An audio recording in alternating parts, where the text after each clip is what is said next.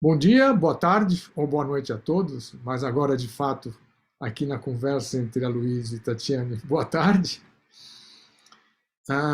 Bem-vindo a todos para mais um Palavra do Silêncio, conversa sobre a não dualidade com amigos espiritualmente despertos.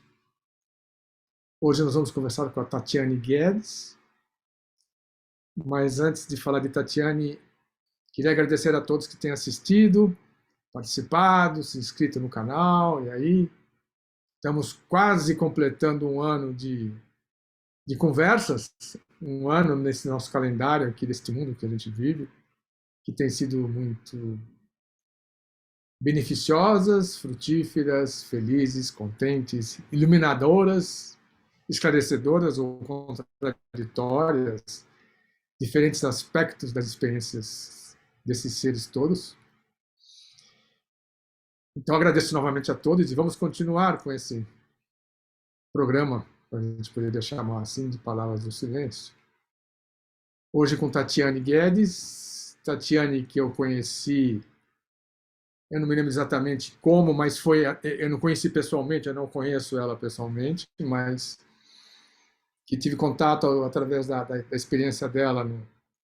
Eles têm uma experiência que chama Orquestra do Silêncio, como uma irmã de Palavras do Silêncio, vamos dizer, a Palavra de Silêncio brota juntamente com a Orquestra do Silêncio. Bom, lá eles fazem uma grande harmonia, aqui nós fazemos uma outra harmonia, vamos dizer, todos harmônicos nesse universo. E, enfim, aí vi algumas coisas do seu trabalho e achei importante convidá-la para partilhar a experiência, a compreensão, enfim, o que vem fazendo. Então, para começar nesse sentido, Tatiane, se você quiser contar alguma coisa, você se apresentar, eu vou deixar com você a palavra agora e a gente vai conversando. Está com você, então. Legal, obrigada, Luísio.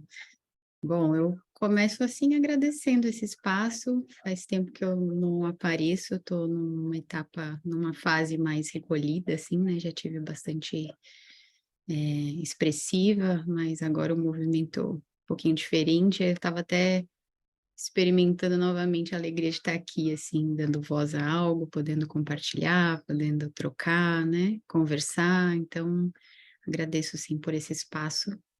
E estou à disposição para a gente papear um pouquinho. Então, Tatiane, se você quiser contar um pouco da experiência da Tatiane, como é que a Tatiane, ou como, ou quando, não importa isso daí, mas de fato, mas esse despertar, quem despertou? Houve um despertar, houve um momento em que, ou uma experiência que propiciou aquele personagem, Tatiane, se dar conta que era um personagem e que ela, de fato, é muito mais do que aquele personagem? Teve um caminho, uma busca, experiências por aqui, por ali. Você fala do Vedanta, fala da via direta, de alguns sábios, alguns mestres. Uhum. Conta para nós um pouco dessa sua vivência, vamos dizer assim. Tá. Começando por essa pergunta, quem que desperta, né? Na verdade, não tem alguém, né, que desperta, tem um senso de pessoa que vai se dissolvendo mesmo, né? Não tem alguém que se ilumina, né? Tem um conhecimento que vai se revelando na mente, né? E acho que isso é o que, né, todas as escrituras, enfim, várias linhas de conhecimento vão trazendo essa clareza, mas tem a experiência também, né, desse reconhecimento, digamos, da nossa real natureza, né? Sim.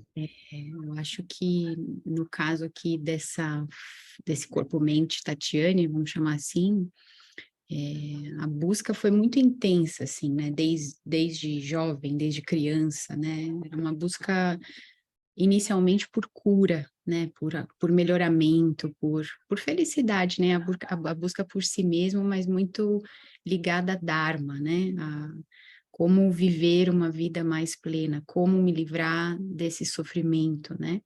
Como compreender o que acontece aqui dentro para poder viver uma vida de paz, né? Então, eu fui pela via da psicologia, né? Me formei em psicologia em 2007 e fiz muita coisa, né? Trabalhei em muitas áreas da psique humana, e que foi muito importante, assim, né, no meu caminhar. Foi muito importante para, de alguma forma, preparar a mente, né, para que esse reconhecimento começasse a brilhar, de fato, porque eu acho que quando a gente está com um corpo de dor muito pesado, cheio de sanskaras, de marcas, de mágoas, enfim, né, de vassanas, né, como o Vedanta fala, é difícil você contemplar os ensinamentos e que isso se torne uma experiência direta, né, uma compreensão direta, né, porque acho que a experiência direta é o conhecimento revelado, né. Às vezes a gente também tem que tomar cuidado com a experiência, porque senão a gente fica buscando experiências de êxtase, de samadhi, né, e experiência pode ter milhares, né, mas o conhecimento tem que se frutificar nessa experiência, né, então acho que experiências eu tive várias, né, mas foi com Vedanta que esse conhecimento, essa experiência foi se tornando conhecimento, né, então fui compreendendo, fui encaixando algumas coisas que, né, tinha se vivido em termos de experiência, seja em meditação, quem sou eu? Não, mas espera, se eu estou observando esse corpo-mente, o que é isso que observa? Né? E ficava tentando achar esse eu observador, personificar esse eu observador, porque todo o conceito ainda era da psique humana, né? Até você perceber que não, é só percepção acontecendo, é só consciência iluminando tudo, né? Não é uma pessoa isso, né? Isso eu poderia usar uma palavra para apontar isso que você falou como maturação? Maturação, acho que pode ser uma palavra, né? Acho que tem um processo, né, Aloysio? Eu não acredito, eu não vejo, não percebo ou não conheço, né? Mesmo o Ramana, né, que foi aquela coisa, pá, né? Sim, Teve um processo pós, né? De muitos anos na caverna, enfim, né? Acredito pelo que conta a biografia dele, né? Então acho que existe um processo mesmo. Antes, né, eu acredito até que pode haver um processo antes de preparação, alguns vão pela via da psicologia, alguns vão pela via da meditação, como o Rupert Spira, que ficou 25 anos meditando, ele conta, né? uhum. Para mim foi muito trabalho de cura psicológica, né? Até começar a entrar em meditação e isso brilhar na mente. Agora tem um processo de reconhecimento, de estabelecimento nisso, Sim. né? Estabilizar, vamos dizer, né, Isso, nesse auto-reconhecimento da consciência que somos. Né? exato, Essa exatamente. estabilização.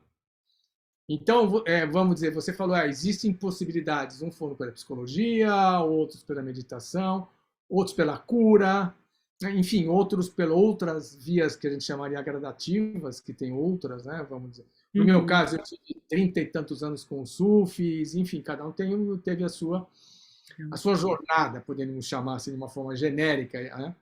Até que Sim. momento que você se dá conta de que você se auto-reconhece que você não é nada daquilo que você achava, e aí você Uhum. começa a soltar, vamos dizer, aqueles conceitos, aquelas crenças. A gente poderia dizer que esse soltar esses conceitos, essas crenças, é essa estabilização que você falou, esse compreender, vamos dizer, a nível de conhecimento. Acho que faz parte esse soltar, mas acho que tem o que eu vejo assim, né, no meu dia a dia é um constante reconhecimento a todo momento, assim, né, a todo momento. Eu não vejo mais tanto soltar, sabe? Eu vejo uma coisa assim, tá com a mente lúcida o tempo inteiro, a cada interação, a cada passo, diante de qualquer pessoa, de qualquer situação, de qualquer desafio, de qualquer emoção que emerja, porque elas continuam emergindo, os desafios continuam acontecendo, né? E a cada instante a mente está brilhando. Eu sei quem eu sou e isso está acontecendo em mim. Isso tudo está acontecendo em mim. É uma disponibilidade, vamos dizer assim, uma Sim, abertura, uma disponibilidade. um espaço sem bordas. Sim, sim, Exatamente. sim, sim. Agora, isso é algo que vai. Existem, vamos dizer, truques, né? Como é que o Tantra, né? Você deve conhecer o Vijnana Bhairava Tantra, que na verdade tem uma infinidade é modo de dizer, tem uma grande quantidade de truques, de possibilidades de você perceber e abrir e se dar conta no seu cotidiano desse instante, né? Nesses Uhum. instantes, vamos dizer assim, e reconhecer a cada instante, né, que você está experimentando aquela emoção, está experimentando aquele incômodo físico, seja o que for, aquela situação social, o que for, mas que você não é nada daquilo. Então você, e ao mesmo tempo você está vivendo tudo aquilo, certo? Uhum. Uhum. Agora, existe aí uma localização da minha pergunta, ou não? A consciência como tal, ela se localiza, ela se coagula na Tatiane para viver essas experiências, para poder propiciar isso para ela? Ah, é, a gente pode, assim, vou me emprestar do Vedanta agora, né? Que acho que é a linha que eu estudo mais, né? Tenho dedicado mais, né, aos estudos. A gente pode dizer, assim, que a consciência, vamos chamar assim de consciência, como você está dando o termo, ela se projeta em muitas formas, né? E vivifica todas essas formas. É o mesmo substrato, né? E essas formas parecem muito reais, né? Parecem muito reais, que é o que a gente chama desse mundo de Mitya, é o mundo das formas aparentes, né? Então, se a gente olhar pela ótica de Mitya, tem uma localização aqui, né? Então, é uma ordem de realidade, é uma forma de ver, né? Ela não se sobrepõe, porque, ao mesmo tempo, tem uma outra ordem de realidade, que é Satya, que não tem forma, não tem localização. Né? A mesma coisa da tal da analogia do ouro, né? Do anel e do ouro, né? O ouro está localizado ali no anel, tem uma localização, ganhou forma, mas o substrato, ouro, né? Procura para mim a forma, ouro. Não existe. Ouro, é o substrato. Né? Ele ganha a localização quando ganha uma forma, né? Mas quando a gente fala da ordem de realidade do substrato que somos, não tem localização, não tem forma, não tem nem características, nem nome, né? Quer dizer, é o ser, né? Vamos dizer, ser Exato, consciente, pode usar exatamente. algumas outras palavras. Ele está Exatamente. presente, a partir dele, quer dizer, desse silêncio, voltando às nossas orquestras e palavras do silêncio, de onde está brotando tudo, certo? Exato. Criativamente, a cada instante, todas as formas, quer dizer, ao mesmo tempo, esse olhar, né? Essa percepção, olhar, porque eu não sou nem o visto, nem o que está vendo, eu sou o olhar, eu não sou o que está ouvindo, nem o que está se dispondo a ouvir, mas eu sou o ouvir, né? Se a gente pensar nas percepções sensoriais deste corpo, né? Vamos dizer, manifesto. Certo? Então, na verdade, esse corpo é uma ferramenta. E como que a gente vai. Poderia a gente perceber esse corpo se dissolvendo no sentido. Não se dissolvendo de fato, mas se dissolvendo enquanto borda, enquanto limite? Como é que é esse processo de se dissolver nesse espaço ou se tornar transparente?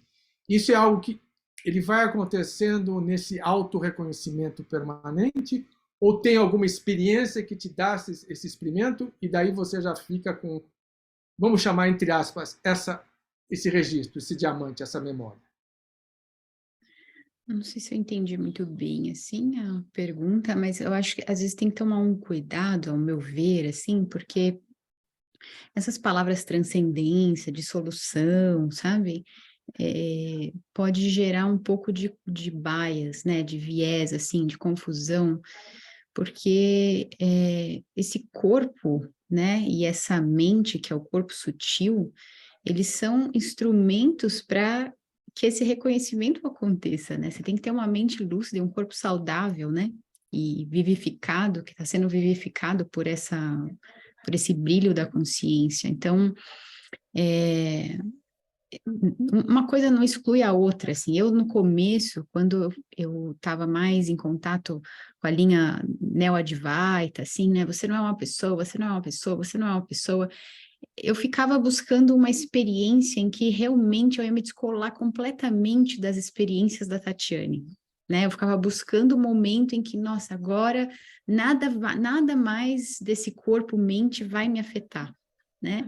Depois, quando chega, assim, por exemplo, os ensinamentos pelas mulheres, né, como a Ilona, a Amoda, eu via, não, esse corpo, né, quanto mais desperto, quanto mais eu sei, sem dúvida, aquilo que eu sou, mais esse corpo é sensível, e eu sinto tudo, e tudo é espaço, né, através desse instrumento e desses órgãos sensoriais, eu sinto tudo, a vida pulsa aqui. Então tem essa coisa feminina que é mais tântrica, assim, de você realmente se engajar completamente com a vida e sentir tudo e ser espaço para tudo, né? O que eu acho que vai acontecendo nesse processo é que a mente ela é menos capturada, assim, sabe? Porque, né, facilmente quando vem uma emoção, um desafio, uma situação difícil, a mente ela muitas vezes é capturada pelas narrativas, né, pelas vássanas, pelas tendências do corpo-mente. Então, acho O que esclarecimento, só o esclarecimento para mim, e eu acho que para o público também, o Uhum. que que você compreende e entende por mente? Mente é o corpo sutil, né? Então, a gente tem o corpo físico, o corpo, né,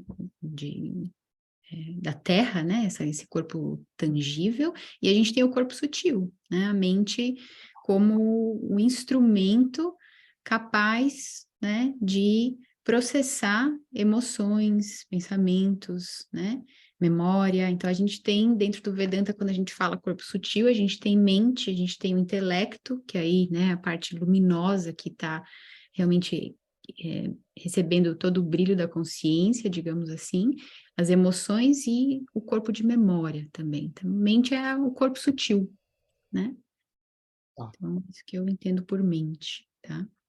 tá. Então, por exemplo, pensamentos, sensações corporais, percepções corporais, estão tudo, a mente engloba tudo isso, certo? Exato, exatamente. Uhum. Então, desculpa, foi só uma pergunta no meio de uma explanação que você estava Uhum. fazendo sobre, sobre o tema da vivência, da percepção sensorial intensa e fundamental da vida, quer dizer, o desejo da vida, né? A vida se manifestando e brotando a cada instante, né? Sim, sim, exato. Então vamos dizer, não, por exemplo, mesmo o Vedanta faz uma separação entre o ser, né, e vamos dizer, a manifestação desse corpo limitado, né, no Atma, né, nesse Atma aqui limitado, né, mas isso é uma coisa só, é uma questão só de explicação. De fato, a gente está vivendo tudo intensamente. De explicação, exatamente, porque não tem outra forma que não seja dual, né?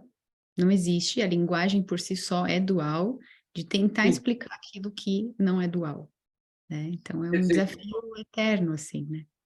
então nós vivemos permanentemente a dualidade e a não dualidade, certo? O tempo todo nós estamos Sim, vivenciando isso. o tempo inteiro. Uhum, uhum. Mesmo vamos dizer assim, num estado de uma experiência meditativa mais de êxtase, ela é fenomênica, certo? Ela é sensorial, ela tem uma sensorialidade, mesmo que, como os budistas chamam de vazio, na sunyata, né? Quando você experimenta, ela é sensorial. Não tem Uhum, como não ser sensorial, vamos exato. dizer assim. A nível desse corpo, nesse mundo, né, vamos dizer que nós estamos aqui, não tem como não ser, né? Quer dizer, tem um desejo permanente que a vida está fazendo acontecer e se manifestar aí, não? Exatamente. E tem uma coisa que eu vejo que vai acontecendo, e até me inspiro muito no James Schwartz, né, que é um dos professores com quem eu estudo também, e ele fala uma coisa muito interessante, ele fala que esse estabelecimento, né, então, quando se estabiliza, se estabelece, né, completamente, a vida é vivida 100%, né, sob essa verdade de quem eu sou, tem uma liberdade até para que movimentos que estão acontecendo, vasanas que venham nesse corpo-mente, eu já não me identifico mais, porque elas continuam vindo. Esse corpo vai adoecer, vai padecer, vai sentir dor, entendeu? Memórias podem surgir, né? Uhum. Condicionamentos, né, desse corpo-mente ancestrais podem emergir, podem eclodir, e então, assim, às vezes né, assim, no meu processo, talvez porque eu fui muito na busca de dharma, de virtude, de ser perfeita, de nunca mais ter nenhuma questão, e ficava buscando autoaprimoramento, essa foi a parte mais difícil, assim, para mim, sabe? Uhum. De chegar um momento e falar assim, não, espera, isso que você já é, não tem que buscar mais nada. Deixa esse corpo-mente ser em você, com tudo que é, né? Então, ser espaço para tudo isso, tem essa liberdade, que tem que tomar um cuidado, claro, né? Porque pode ser uma boa desculpa para aqueles que também não querem trabalhar nesse nível psicológico, então tudo tem pesos e medidas, né? Mas para mim foi muito importante, assim, compreender isso, essas duas ordens de realidade. Pois Né? aí você colocou uma questão que para mim eu acho muito importante, que é o tema, você falou, fiquei muito tempo querendo ser perfeita, buscando realizar as virtudes, né, o Dharma tal. Como é que fica essa questão das virtudes? As virtudes no sentido, vamos dizer, cultural, tradicional, espiritual da palavra, entendeu? Vamos dizer assim, a beleza, a verdade, a bondade, vamos dizer, a compaixão, a misericórdia, enfim, a humildade. Como é que isso se manifesta? Isso é algo que você, como você falou, não preciso mais ir atrás disso, porque isso está presente no ser. É uma É um subproduto. característica, é uma característica inerente ao ser. Né? Os sufis falam que o divino, Deus, tem 99 nomes ou atributos, todos são eles atributos do divino, são todas manifestações do divino. Estou usando uma linguagem aí religiosa, certo? Uhum. Então, isso está presente em tudo. Então, esse esforço que vamos falar, as sociedades tradicionais, as religiões tradicionais antigas fazem, que o homem tem que ser virtuoso, o homem tem que ser bom, ele ainda está naquela separação entre eu e o divino, eu e a divindade, certo? Na hora que Sim. você se integra com isso, né, você realiza isso, não tem mais separação, certo? Mas aí tem riscos, não tem? Você não apontou, cuidado, fica atento nesse momento. Tudo tem, tudo. É, assim, eu acredito que para esse momento da humanidade, a busca por virtudes, ela é muito importante, sabe, Aloysio? E para alguns, assim, essa vai ser a busca dessa vida. Talvez a autorrealização não vai eclodir como essa descoberta do eu fundamental, do substrato, mas se ela conseguir, de alguma forma, trazer certa purificação para esse corpo-mente, já é de grande ajuda para a humanidade, sabe? Maravilha. Então, acho que eu não nego também a grandiosidade dessa busca, sabe? Eu valorizo isso também. Então, de certa forma, as religiões tradicionais, vamos falar aí as grandes, né? Budismo, cristianismo, hinduísmo, islamismo e outras, né? Que tem outras, que acentuam esse aspecto, entendeu?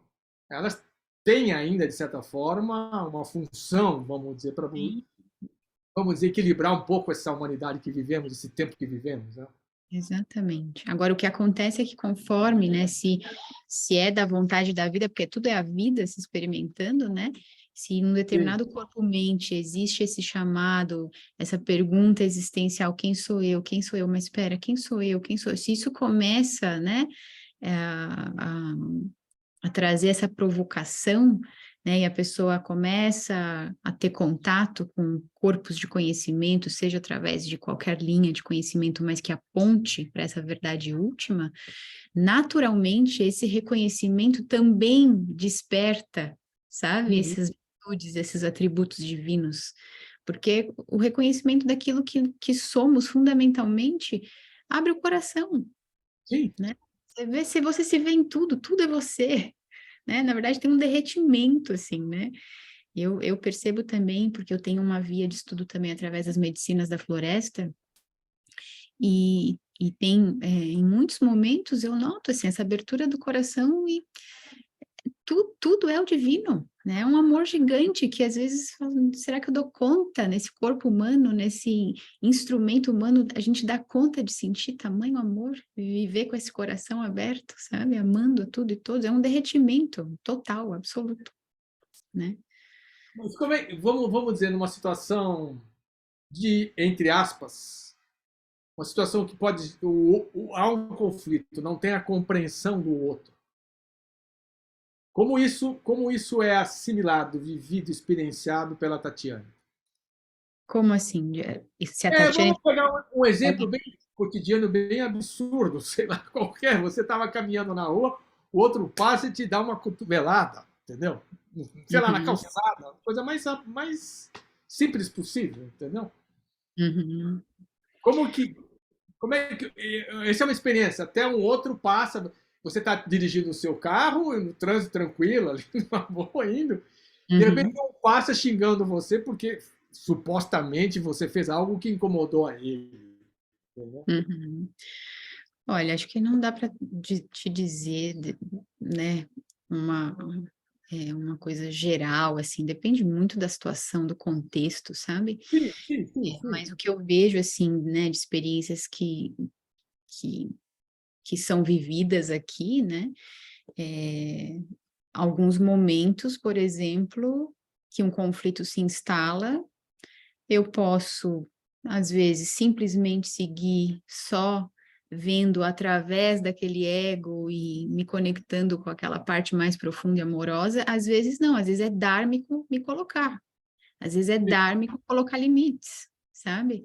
Então depende muito assim do contexto, né? O que que é dármico? O que que serve aqui, sabe? Acho que é uma pergunta para analisar no agora, assim, né? No enquanto aquilo está acontecendo. Então essa acho que é uma sabedoria, assim, né? Que também vai maturando nesse processo, assim. Eu poderia dizer que nas situações, é claro que a gente às vezes não tem o tempo para pôr a situação friamente, olhar para ela e tentar ver todos os que estão envolvidos. Até tem. Tem muitas pessoas que sim, tem outras que não. Que você,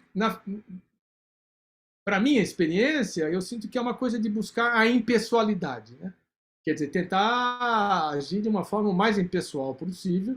Se eu não puder, se não tiver um gap, quer dizer, um intervalo de tempo para mim poder ponderar, né? Vamos dizer, de deixar Uhum, as coisas se ponderarem e assentar.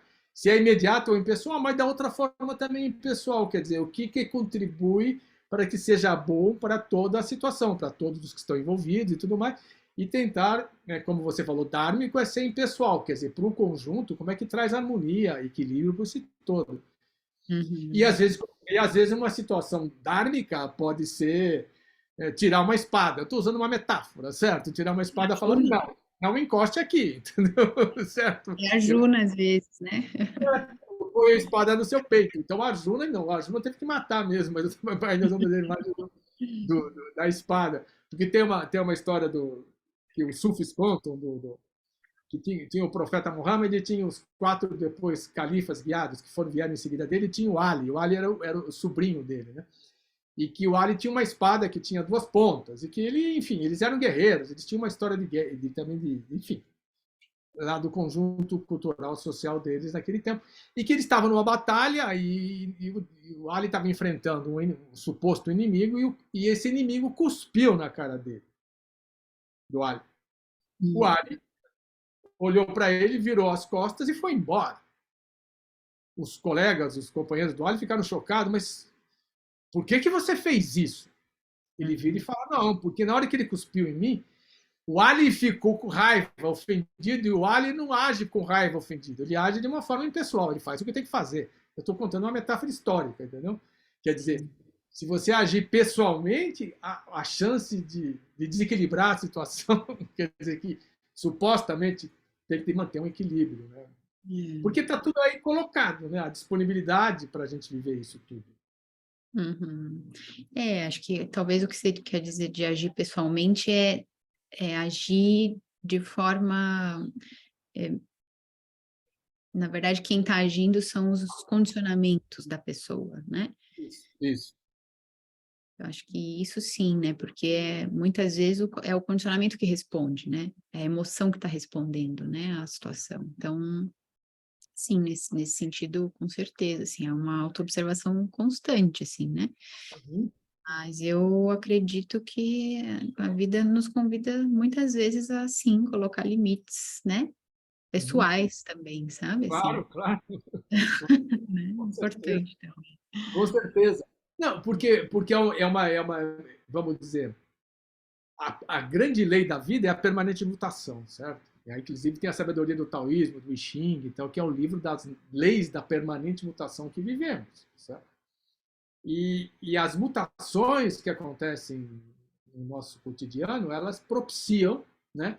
Inclusive para a estabilização, quando a gente voltando a um tema anterior, desse autorreconhecimento, às vezes saber que às vezes põe limite, porque o outro ser ali que está interagindo, que sou eu também, entendeu? De certa forma, enquanto ser, também é necessário para que isso flua de uma forma mais harmônica. Né? Sim, sim. É. E tem uma perfeição, né, nesse filme aqui em Nietzsche, né, dessas relações, o que que acorda um o outro, tem uma coisa mágica, assim, perfeita, né, também, né, para o trabalho de cada um, né, que é um só, mas que se experimenta em múltiplos, né, então, tudo é bem-vindo, assim, nesse sentido, né.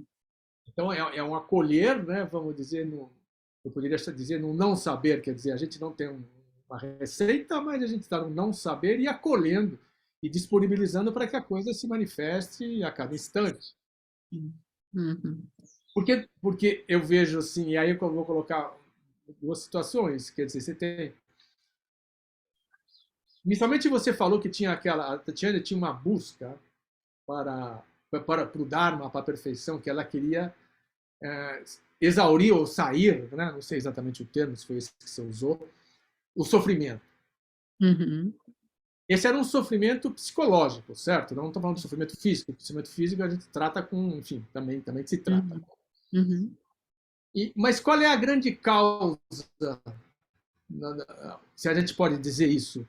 Qual é o grande receio, ou qual é o grande medo que as pessoas têm quando elas ficam ali naquele borderline? Quando eu falo borderline, eu não sou esse personagem, eu não sou tudo isso. Até que eu me dou conta que, enfim, eu sou tudo ao mesmo tempo. Eu sou esse ser, né? E também eu sou esses dois seres, essa dualidade e essa não dualidade permanente. Uhum. O que é esse medo que se manifesta nesses instantes aí?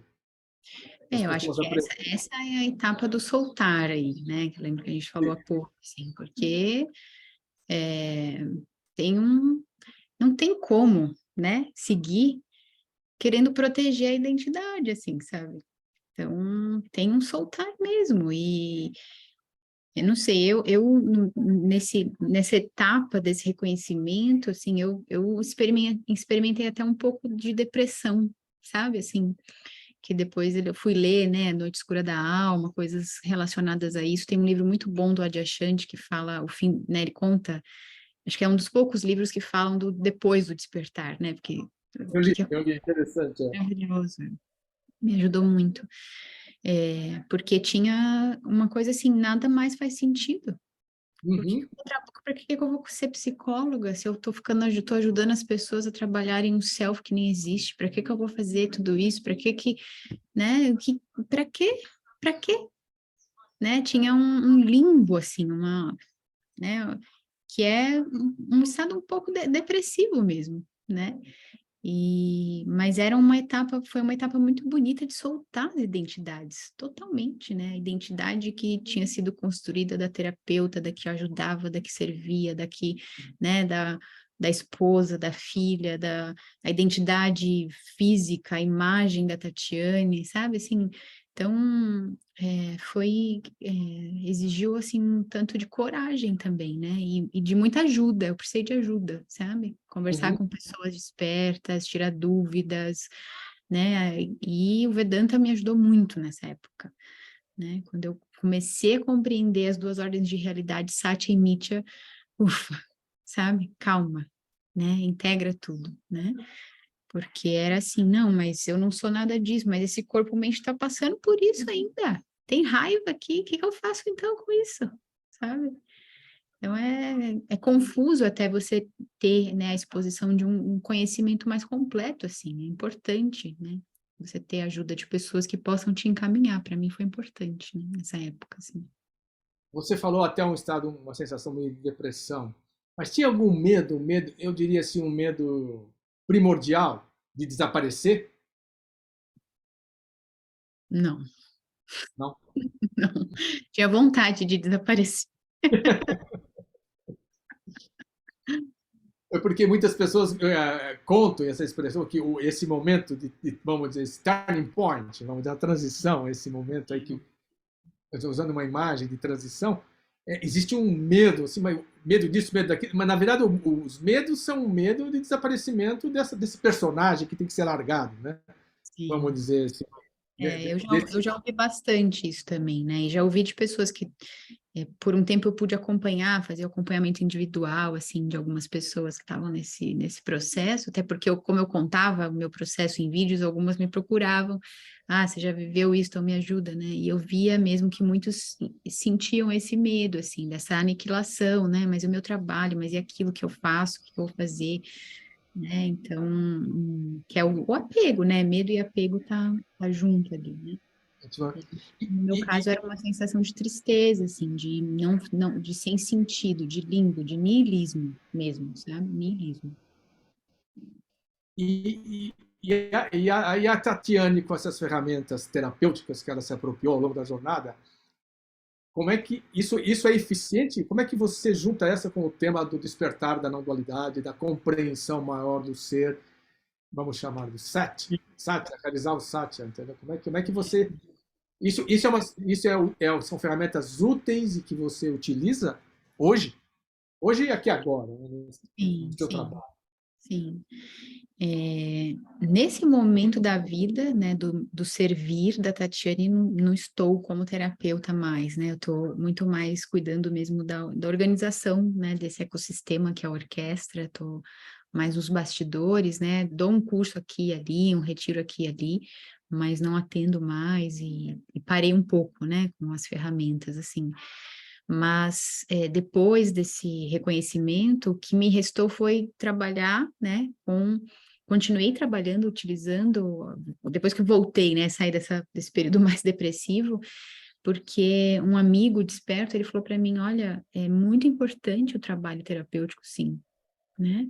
E é importante ter mais terapeutas despertos, porque eles já trazem, né, as ferramentas de psicoterapia em geral sob a base do conhecimento, né? Uhum. Então eu via o quão era importante eu conseguir ajudar as pessoas que estavam nessa travessia, seja antes desse reconhecimento, seja durante, seja depois, porque as vássanas continuam mesmo depois do conhecimento, né, desse reconhecimento, e você muitas vezes tem necessidade de espaços terapêuticos para trabalhar com questões, mas eu vi a importância de conseguir ser espaço, né, dar espaço para aquelas informações psicológicas já na base do conhecimento, ó, isso não é você, né? Mas vamos ter espaço para isso agora, vamos dialogar com essa informação. Porque o que é uma emoção se não uma informação? Tudo é um campo. Isso aqui é um campo de informações. Tatiana é uma informação na mente cósmica, né? A Luísa é uma outra informação, né? Quando a gente abre, por exemplo, campos de constelação sistêmica, a gente abre um campo para que informações se revelem, aquilo que precisa ser olhado, ser visto e ganhe espaço e se harmonize num campo familiar, por exemplo, né? Então, eu vejo que é totalmente possível você ter um trabalho terapêutico, psicoterapêutico, com diversas linhas terapêuticas, seja energética, seja mais, né, psicoterapêutica mesmo, com a base do conhecimento não dual, né? Inclusive nos Estados Unidos, na época que eu morei nos Estados Unidos, eu tive contato com alguns psicólogos que já estavam, né? Aqui no Brasil não conheço tanto esse movimento, mas que já estavam fazendo congressos e summits, né? Unindo psicoterapia e não dualidade, assim, né? Então, isso é muito legal de ver, assim, né? Porque eu Isso acho inclusive necessário, é aponta, necessário. Assim. aponta para, porque geralmente, né? Eu trabalho com terapias também, não tanto psicoterapeuta, trabalho atualmente com medicina chinesa, Qigong, florais, homeopatia, outras coisas, mas ao longo dos últimos 30, 40 anos, a gente percebia que de repente chegava num beco, né? Chegava, entre aspas, o outro paciente que está ali, chega num beco, né? E aí? E aí eu Uhum. cheguei, eu entendi isso, quando você tem essa base de compreensão, vamos dizer assim, esse conhecimento, como você falou, vamos dizer assim, essa experiência, essa informação, esse doce, esse tesouro, né, vamos dizer assim, Uhum. o outro vai começar a beber daquilo ali e vai começar a perceber que é bom, que é, olha, que é interessante, é mesmo. Agora, na minha experiência, vamos dizer, como terapeuta, eu já percebi que alguns estão disponíveis, a grande maioria não. A grande maioria vem por A, por B, por C, por D. Resolve aquilo ali, está tudo bem, resolve entre aspas, entendeu? Mas, É, como você apontou, mas é importante ter a possibilidade, ter a disponibilidade, né, vamos dizer, dessas é. ferramentas. Quer dizer, mais do que isso, você ter o terapeuta, né, disponível com essa, né, compreensão. Né? Sim, sim, é por isso que aqui na orquestra, a gente como ecossistema, assim, de autoconhecimento, a gente, né, tem como o Vedanta, né, a base, digamos assim, filosófica, apesar de não ser uma filosofia, o Vedanta, mas vamos chamar de base filosófica, base de estudo, de conhecimento, mas a gente tem caminhos de preparação do aluno, do indivíduo, para contemplar os ensinamentos védicos, né? Que pode ser a via mais tradicional do próprio Vedanta, com, né, a linha dos yogas, né? Ou uma linha da meditação, de mindfulness, mas a gente também tem uma linha da psique humana, sabe? Porque isso foi vivido aqui, né? Foi um caminho que a vida fez, sabe? Eu nem sabia que o Vedanta ia chegar, eu nem sabia o que era autorrealização. Autorrealização, para mim, é uma pessoa realizada, de sucesso, que realiza tudo o que quer. Imagina, eu achava que era isso, autorrealização, né? Quando eu ouvia sobre autorrealização. Então, a gente tem a via da psique humana, a gente tem a via do campo dos estudos com as medicinas, né? Porque os sábios rishis que acessaram esse conhecimento do cosmos, né? O conhecimento da verdade, se dizia que eles bebiam soma, que era uma bebida também, né? Então, a gente tem essas vias como vias de preparação para que a mente esteja realmente preparada para contemplar os ensinamentos, né?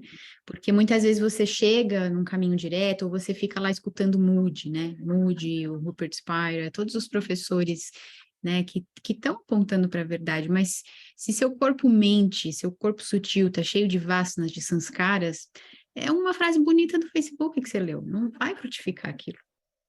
Pois é, dentro nesse sentido, como que o corpo, agora eu vou falar do corpo físico, né, corpo energético, Uhum. pensando aí na experiência do Neidan, que é a alquimia interior taoísta, que os taoístas, os sábios taoístas, os ditos imortais taoístas sempre enfatizaram a importância da prática do corpo físico, tanto que tem todos os ticuns, os saishis e todas as práticas que eles trazem tradicionalmente há milênios. No sentido de alquimizar esse corpo junto dessa, vamos dizer, simultaneamente ou conjuntamente com essa compreensão, com essa realização dessa unidade, dessa universalidade ou desse ser que somos. Como é que o corpo ele se dá nisso? Como é que ele acontece? O que se passa com o corpo? O corpo físico, você fala, Físico, somente o corpo. físico, físico. Eu não tenho muito estudo e nem muita experiência vivida, assim, com essas linhas mais corporais, digamos assim, de bioenergético e tudo mais. Mas o que eu posso te dizer, assim, dos meus estudos, né, da minha experiência aqui, né, no meu processo, é que tem algumas necessidades, né, que para alguns podem ser importantes, que é você cuidar, por exemplo, da alimentação, o que você come, né?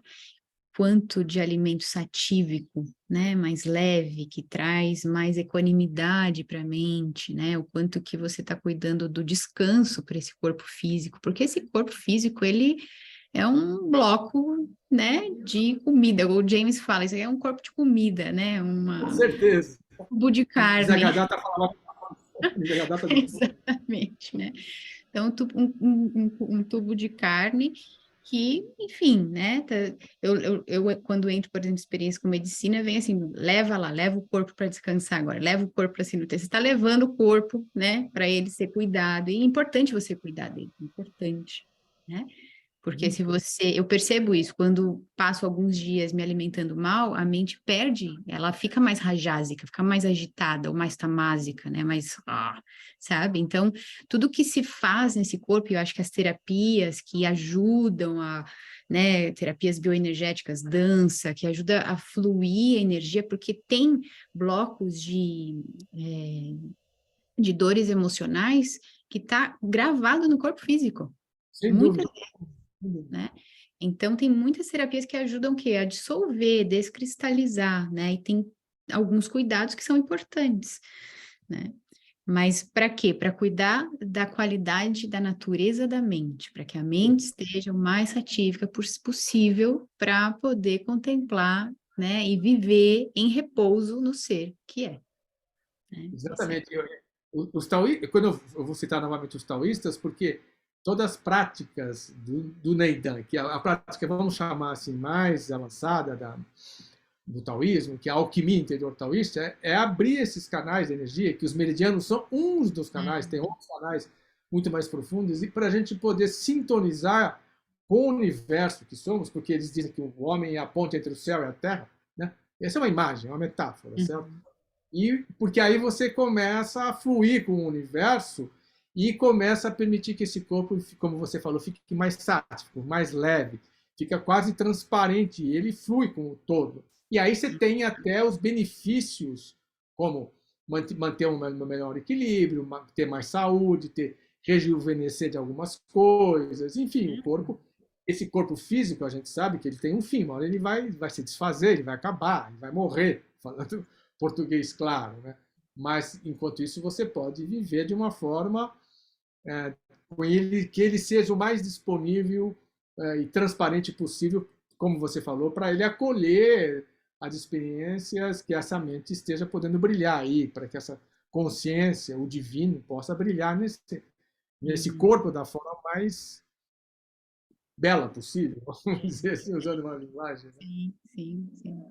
Porque o autorreconhecimento é autorreconhecimento de uma consciência autoluminosa. Né? Abhinavagupta, né, usava essa expressão, nós somos uma autoconsciência, esse reconhecimento de uma autoconsciência luminosa, nós somos luz. Né? A nossa essência é luminosa. Vamos dizer assim. Que já é tudo, né? Que já é perfeito. Exatamente, exatamente. Tatiane, a gente está aí como chegando no nosso tempinho aí. Eu queria agradecer a sua participação, acho que foi muito esclarecedora, e queria que você tivesse o tempo que você necessitar para concluir essa conversa aqui entre nós. Eu também finalizo agradecendo. Acho que com muita humildade, assim, né? Digo que é um agradecimento à vida, assim, sabe? Por, de alguma forma, ter a chance de ter sido exposta a esses conhecimentos, assim, né? A mãe que me gerou nessa vida, que gerou esse corpo, né? Me colocou de alguma forma nesse caminho, né? Até pela inspiração e né? Por ela mesma ser uma buscadora, digamos assim, então me inspirou muito, né? Agradeço a psicologia, agradeço aos estudos, agradeço a todas as dores que foram vivenciadas, assim, que impulsionaram essa busca, né? Agradeço até o cansaço da própria busca. Então, assim, tem uma perfeição, né? Tem um momento que você olha, assim, para essa jornada humana e só te resta agradecer mesmo, assim, né? E uma humildade, assim, de perceber que tem um processo ainda se desdobrando aqui, sabe?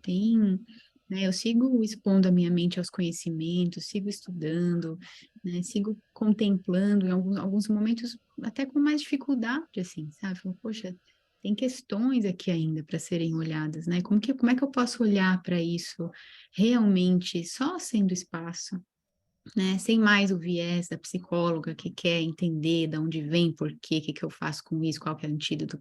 Não, realmente só sendo espaço. Então tem um processo muito bonito assim acontecendo e eu sou muito grata assim, né? Sigo aprendiz também, né? Enquanto esse saber vai brilhando cada vez mais e vai abrindo esse coração só para amar mesmo, só para ser, né? muito livre, né? Sempre muito livre, mas com humildade para ver que a vida em Nietzsche, ela é desafiadora, sabe? É importante a gente acolher esses desafios e dar espaço para eles também, né? Então, acho que eu queria só encerrar com essa fala, assim, que eu acho que é importante. Obrigado, mais uma vez. Então, gratidão.